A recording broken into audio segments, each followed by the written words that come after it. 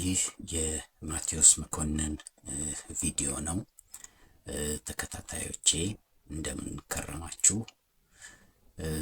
በዛሬው ትምህርታዊ ገለጻዬ ላይ እንግዲህ በአዲስ ርዕስ እንደምቀርብ ገልጬ ነበረ። እንግዲህ በዛሬው ርዕሳችን ላይ እንግዲህ የምንመለከተው ሶስት በማህበራዊ ሳይንስ በሶሺዮሎጂ ትምህርት ክፍል ውስጥ ላይ በሚገባ ዝርዝር ጥናቶች የተካሄዱበትን ሶስት ቁልፍ ጽንሰ ሐሳቦች ላይ ያተኮረ ይሆናል። እንግዲህ እነዚህ ሶስት ጽንሰ ሐሳቦች በብዙ ሰዎች ዘንድ አንድ አድርጎ የመውሰድ ዝንባሌ ስላለ ይህንን እንግዲህ በሚገባ ግልጽ ለማድረግ ነው። እንግዲህ ርዕሱ ምንድነው? ማህበራዊ መገለል፣ ብቸኝነትና ራስን መነጠል። በእነዚህ ሶስት ጽንሰ ሐሳቦች መካከል ያለውን አንድነትና ልዩነት ለማመላከት ነው። እንግዲህ ማህበራዊ መገለል የምንለው በእንግሊዘኛው ሶሻል አይሶሌሽን ተብሎ ይጠቀሳል። ብቸኝነት የሚለው ደግሞ ሎንሊነስ በሚል ሲገለጽ፣ ራስን መነጠል የምንለው ደግሞ ቢይንግ አሎን ኦር ሶሊቲዩድ በሚል ያስቀምጠዋል። እነዚህ ሶስት በማህበራዊ ሳይንስ ውስጥ የሚገኙ ጽንሰ ሐሳቦች ራሳቸውን የቻለ ትርጉም ያላቸው ሲሆን በብዙ ሰዎች ዘንድ ግን በመካከላቸው ስላለው ተዛምዶና ልዩነት እምብዛም የጠራ ግንዛቤ የለም። በመሆኑም ይህንን አጭር ትምህርታዊ ገለጻም ለማቅረብ መነሻ ምክንያት የሆነኝም ይሄው ነው።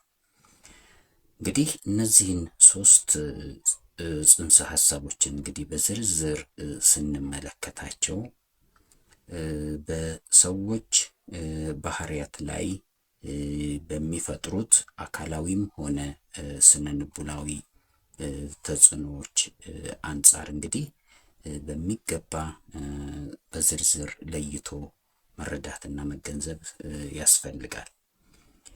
በመሆኑም ማህበራዊ መገለል ምንድን ነው በምንልበት ጊዜ እንግዲህ ማህበራዊ መገለል ሰዎች በአንድ አካባቢ በጋራ አብረው በመደጋገፍ በሚኖሩበት ወቅት አልፎ አልፎ በመካከላቸው እንግዲህ አንድ ግለሰብ የማህበረሰቡን ከፍተኛ እምነትና ባህልን በመጻረር የማህበረሰቡን ሕግ ተላልፎ ሲገኝ በማህበረሰቡ የሚወሰድበት ከፍተኛ ቅጣት ነው።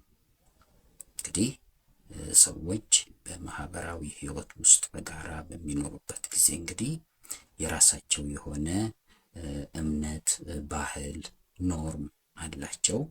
ስለዚህ ይህንን ኖርም እንግዲህ አንድ ግለሰብ ተላልፎ ተጻሮ በሚገኝበት ጊዜ እንግዲህ ማህበረሰቡ የሚወስዳቸው ልዩ ልዩ ቅጣቶች አሉ። ከነዚህ ቅጣቶች ውስጥ እንግዲህ ከፍተኛው ደረጃው ቅጣት እንግዲህ ቅጣት እርምጃን ሊወስድ የሚችለው ይሄ ነው። ማህበራዊ መገለል እንዲከሰት ያደርጋል ማለት ነው፣ ሶሻል አይሶሌሽን። ስለሆነም እንግዲህ ማህበራዊ መገለል ሶሻል አይሶሌሽን እንግዲህ ይሄንን መሰል ትርጉም ሲኖረው፣ ሌላው ሁለተኛው ነጥብ ብቸኝነት የምንለው ነው። ይሄ ብቸኝነት ሎንሊነስ ተብሎ ይጠራል።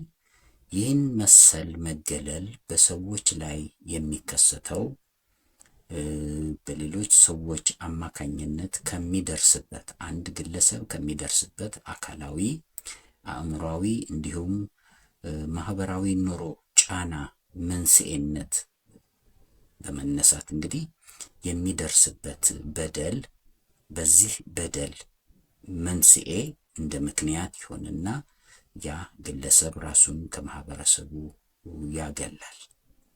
ስለዚህ ይሄ አይነቱ እንግዲህ ሁኔታ እንግዲህ ብቸኝነት ወይም ሎንሊነስ ብለን እንጠራዋለን። ይህ ችግር የሚከሰተው ሰው በሚከሰትበት ጊዜ አንድ ግለሰብ ከራሱ ፈቃድ ውጪ በሆነ ሁኔታ በአስገዳጅ ሁኔታዎች ቀደም ብዬ በገለጽኳቸው አስገዳጅ ሁኔታዎች መነሻነት ራሱን ከማህበራዊ ኑሮ ያገላል። እንግዲህ ይሄ መገለል እንግዲህ በውጤቱ በግለሰቡ ላይ ከፍተኛ የሆነ የድብርት፣ ጸጸት እንዲሁም ጎስቋላ ህይወትን እንዲመራ ያስገድደዋል ማለት ነው። ስለሆነም ይህን መሰል የባህሪ ለውጥ የሚያሳዩ ሰዎች እንግዲህ ችግሩ በቶሎ መፍትሄ የማያገኝ ከሆነ ውሎ አድሮ ለአእምሮ ችግር ብሎም ራስን እስከ ማጥፋት እርምጃ ድረስ ለዚህ ሎኒነስ ወይም የብቸኝነት ችግር የተጋለጠ ሰው እንግዲህ እስከዚህ ድረስ ችግሩ ጎልቶ ሊሄድ ይችላል ማለት ነው። ሶስተኛው ነጥብ ራስን መነጠል የምንለው ነው። ይህ እንግዲህ በእንግሊዝኛ ቢንግ አሎን ኦር ሶሊቲዩድ ተብሎ ይጠቀሳል። ይህን መሰል መገለል ከላይ ከተጠቀሱት ከሁለቱ ማለት ነው ከማህበራዊ መገለል እና ከብቸኝነት የብቸኝነት አይነቶች እንግዲህ የሚለየው አንዱ የሚለይበት እንግዲህ ዋናው ምክንያት ይሄ በፈቃደኝነት በራስ ፈቃድ ራስን ከማህበራዊ ኑሮ በማግለል ራሳችንን ከራሳችን ጋር የመወያያ ጊዜን የምንፈጥርበት ነው። ስለዚህ ይሄኛው ራስን መነጠል ኦር ቢንግ አሎን ይሄ በፈቃደኝነት በግለሰቡ ፈቃደኝነት ላይ ተመስርቶ ከማህበራዊ ኑሮ ራስን ለተወሰነ ጊዜ ገለል በማድረግ ከራስ ጋር ለመወያየት ያሉብንን ችግሮቻችንን እንግዲህ በሚገባ የምንመረምርበት ሁኔታ ነው። ስለሆነም እንግዲህ በማጠቃለያው እንግዲህ አልፎ አልፎ ራሳችንን በመለወጥ በመነጠል ከራስ ጋር የመወያያን ጊዜ መመደብ ይሄ በጣም አስፈላጊ ሁኔታ ነው። ራስን መነጠል አዎንታዊ ውጤት ያለው ቢሆንም በብዙ ሰዎች ዘንድ እምብዛም የሚደገፍ አይደለም።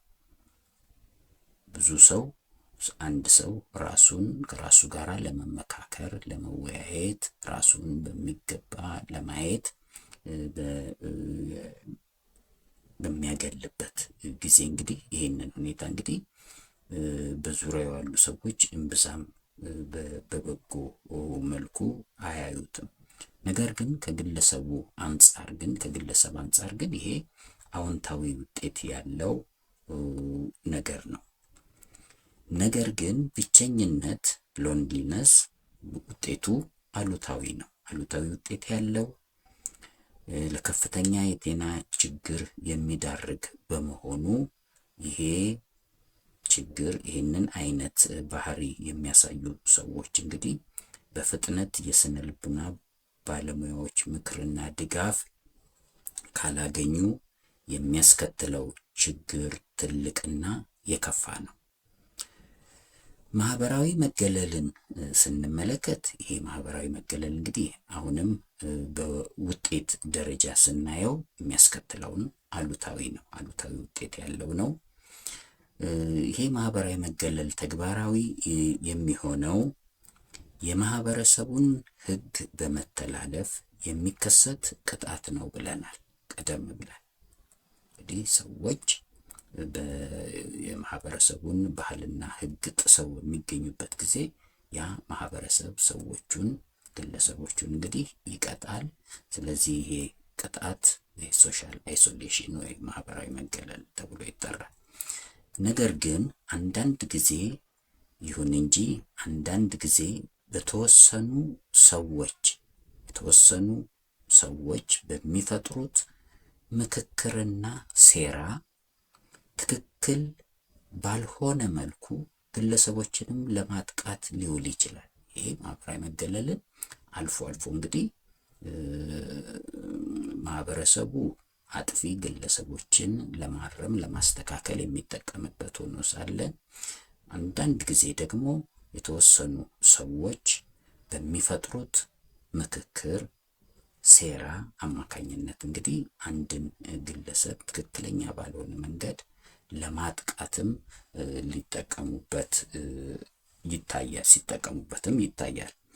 ስለሆነም እንግዲህ በዚህ አጭር ቪዲዮ ላይ እንግዲህ በዛሬው ዕለት የነዚህን 3 ነገሮች የሶሺዮሎጂ ጽንሰ ሐሳቦች ላይ እንግዲህ ያላቸውን ልዩነትና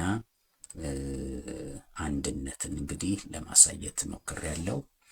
በሚቀጥለው ቪዲዮዬ ስንገናኝ እንግዲህ በተመሳሳይ ሁኔታ ልክ እንደዚህ አይነት ወሳኝ በሆኑ ነጥቦች ላይ በአዲስ ርዕስ ይዤ ለመቅረብ እሞክራለሁ። ለዛሬው ስላዳመጣችሁኝ፣ ስለተከታተላችሁኝ አመሰግናለሁ።